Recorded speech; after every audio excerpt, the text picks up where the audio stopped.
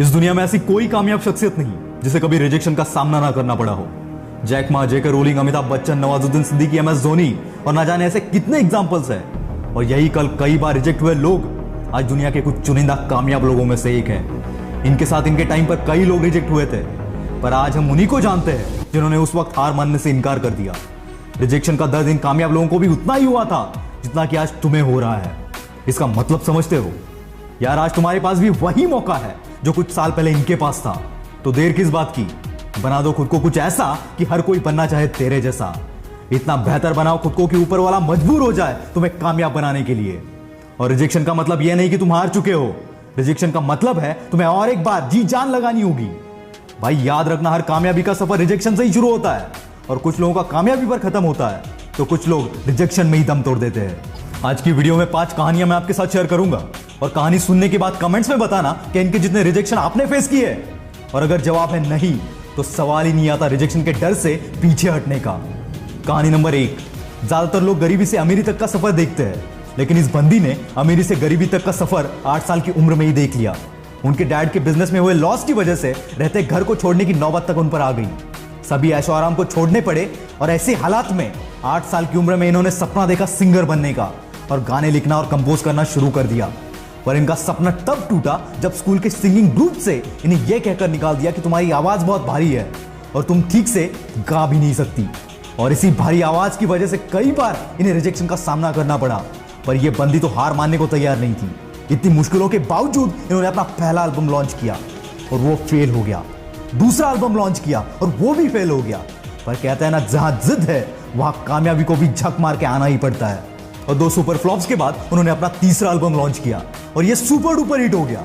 और आज ये one of the most famous artist में से एक है जिन्हें दुनिया शकीरा के नाम से जानती है। नाकामयाबी का डर हर किसी को लगता है दोस्त, बस कुछ लोग इस डर को डराना जानते हैं। कहानी नंबर 2। एक कॉफी शॉप चलाने वाले बंदे ने सपना देखा पूरी दुनिया में अपने कॉफी शॉप्स खोलने का। पर ना ही इस बंदे के पास इतना पैसा था और ना ही इतनी मैन पावर कि खुद के दम पर यह सब कर पाता। तो इन्होंने इन्वेस्टर से मिलना शुरू कर दिया। 1-2 नहीं, 250 इन्वेस्टर्स ने इन्हें रिजेक्ट कर दिया। पर इतने हार के बाद भी यह बंदा हार मानने को तैयार नहीं था। और जब इरादा मजबूत हो तो खुदा को भी तुम्हारी किस्मत बदलनी पड़ती है। और ऐसा ही कुछ हुआ। इन्वेस्टर मिल गया और कामयाबी की सीढ़ी चढ़ते चढ़ते इन्होंने अपने कॉफी ब्रांड को पूरी दुनिया में फैला दिया।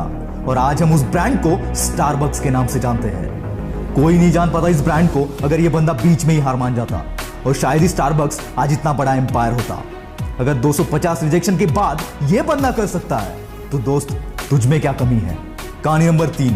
बीटल्स। ये एक लेजेंडरी बैंड है जिन्होंने कई हिट गाने दिए हैं। करियर की शुरुआत में जब वो अपना पहला गाना रिकॉर्ड करने के लिए डेका रिकॉर्डर्स के एग्जीक्यूटिव से मिले, तब उन्होंने बीटल्स को यह कहकर रिजेक्ट कर दिया कि गिटारिस्ट म्यूजिक के लीग में ही नहीं आते और इसमें आपका कोई फ्यूचर नहीं होगा और ना ही कभी आपके दिन आएंगे।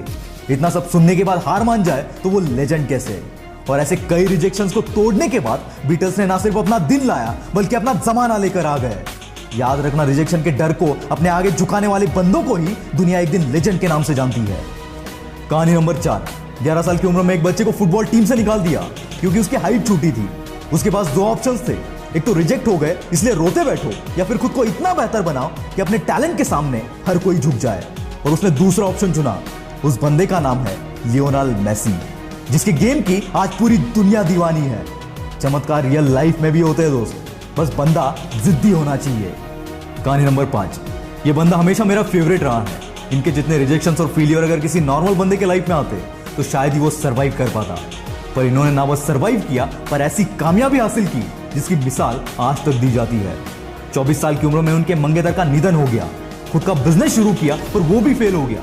एक के बाद एक 8 इलेक्शंस में ये बंदा हार गया और इतने रिजेक्शंस के बाद he was elected as the president of United States of America.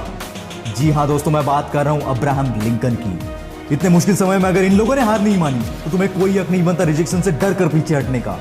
अगर डरना ही है तो उस रिग्रेट से डरो जो टाइम निकलने के बाद होगा। नाम एक दिन में नहीं बनता दोस्त, पर एक दिन जरूर बनता है और उसके लिए हजारों रिजेक्शन से भिड़ने का जिगरा अंदर होना चाहिए। वीडियो अच्छा लगा तो लाइक, शेयर और सब्सक्राइब करके अपना प्यार जरूर दिखाना।